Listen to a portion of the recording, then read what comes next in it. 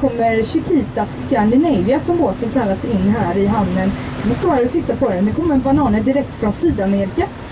Och bananerna inte bara till oss här i Sverige utan till Finland och Norge också. So the harbour here in Gothenburg is the biggest within the Nordic countries and biggest in Scandinavia.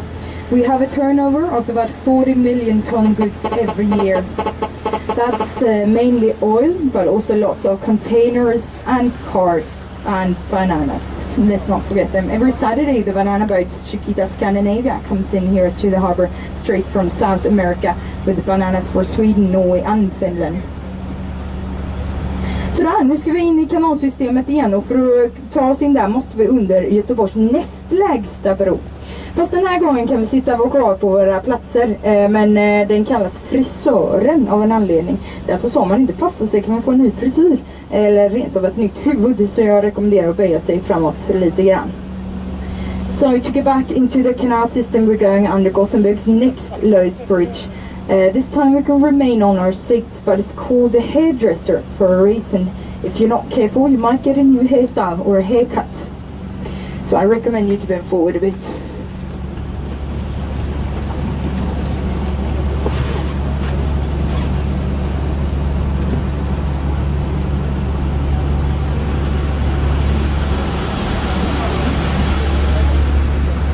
Det var med hårfin marginaler, har du? Nästan klippt, ja. Ja, just det. Det är bra tur att åka horisontellt. Kan du inte mer? Ja. Det var riktigt horribelt. Ja, just det. Det är bra. Hurra, hurra. Ja, det var bra.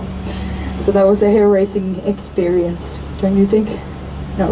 That was unfortunately the only joke I had about the hairdresser in English. I've got about 10 of them in Swedish, but anyway, we're back into the canal system, and after this bridge here you can look up to the left and see the only still remaining part of that 7-meter high city wall that stood around the city Gothenburg and protected us during the 17th and 18th century. Så alltså efter den här bron så kan man titta upp till vänster och se den enda kvarvarande biten av den 7 meter höga stadsmur som stod runt staden och beskyddade oss på 1600- och 1700-talet. Där uppe står den alltså.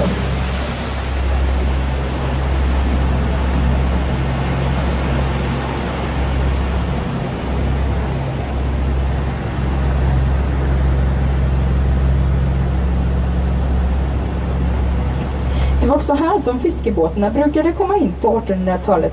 De levererade nämligen sin fångst till fisketorget här uppe till vänster. För här stod kvinnorna och sålde all fisk, och det gjorde de dagarna i ända, men de tyckte att det var riktigt kallt och bedrövligt att behöva stå utomhus på vintern och sälja fisk. Och ville att man skulle bygga en inomhushall. Ja visst, då tog de sig an den uppgiften, och 1874 stod Feskekörka, som den har kommit att heta, klar. Feskekörka säljer alltså fäsk och ingen fisk, fäsk och skaldjur alla dagar förutom söndag måndag då det brukar vara stängt. So here the fish boats used to come in during the 19th century because they delivered the fish to the square up here, and here's the women selling it. But the women found it very cold standing outside selling fish, especially in the winter, as you can imagine, and wanted us to build an indoor market hall. And we did this one in shape of a church. It was finished in 1874, and it's called the Fish Church. So in the Fish Church you can buy fresh caught fish and seafood all days, but Sundays and Mondays when it's closed.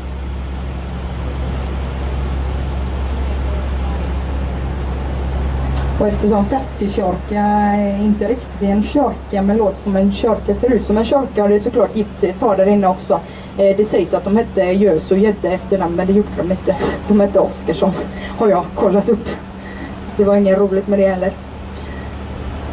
Uppe till höger om oss så har vi vår första förort, Haga, den gamla arbetarstadsdelen med anor tillbaka från 1600- och 1700-tal.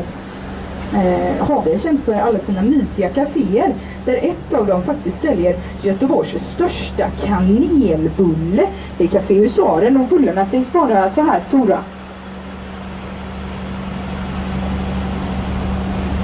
Ja, just det. So up on the right hand side here we got the first suburb of Gothenburg.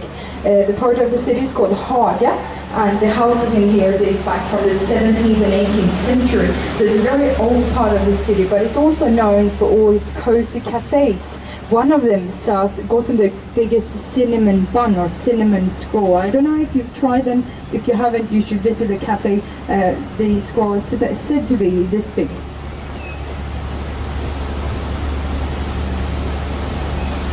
Ja, det är bra.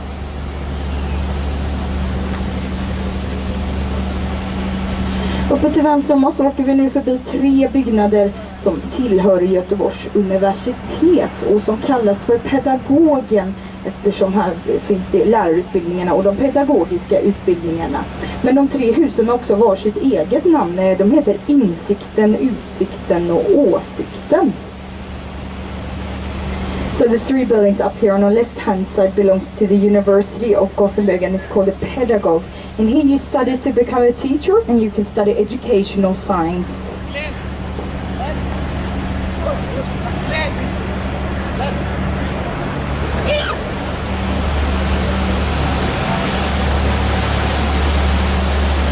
Den sista av de 3 byggnaderna som ligger här uppe är lite rolig, för den byggdes nämligen för att bli det Sahlgrenska sjukhuset på 1800-talet. Det första Sahlgrenska alltså, innan Sahlgrenska flyttade till Änggården, stadsdelen här i Göteborg. Och då var det så här att på 1800-talet så var vi vidskepliga. Vi trodde att infektioner och sjukdomar samlades mest i hörn. Därför har man alltså försökt undvika dem när man bygger ett sjukhus, och som ni kan se har vi byggt en rund sjukhusbyggnad. Tyvärr räckte inte pengarna till dock, man var tvungen att sluta halvvägs när de tog slut, så byggnaden som man kan se från sidan är bara halvrund. So the building up here to the left was a hospital back in the 19th century, and back then we were superstitious here in Sweden. We thought that infections were gathered mostly in corners, and therefore, as you can see, we built a round hospital building to avoid that little problem. If it worked, I don't know, but the money unfortunately wasn't enough to make it all the way around. As you can see from the side, they had to stop halfway when the money ran out, and the building is only half round. It's shaped like a horseshoe.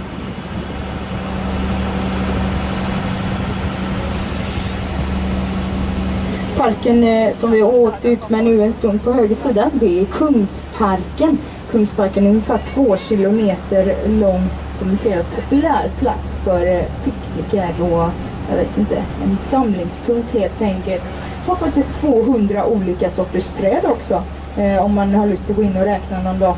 Man planerade nämligen ett av varje sort som existerar i Skandinavien när man anlade parken. So the park that we passed here on our right hand side is the King's Park. It's about 2 kilometers long and it's said to have over 200 different kinds of trees, one of each sort that exists in Scandinavia. Ja, en jättebra plats att tvätta kläder på, för det är ju så fräscht där i kanalen.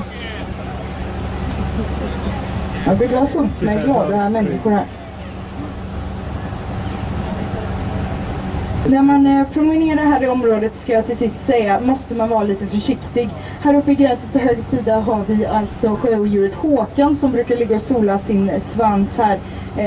Och vi vet inte riktigt huruvida han äter småbarn eller inte. Men för att vara på den säkra sidan så ska man alltså vara lite försiktig här. Så där, nu är vi faktiskt redan tillbaka på Kungsportsplatsen där vi startade resan. Jag och Helena vill tacka er så mycket för att ni ville åka med oss idag. Jag hoppas att ni har haft en trevlig tur och om inte det i alla fall är lite solbränna. Och jag och Helena önskar er en fortsatt härlig kväll här i Göteborg. So me and Helena would like to thank you all so much for going with us today. We're back from where we started and I hope you had a nice trip.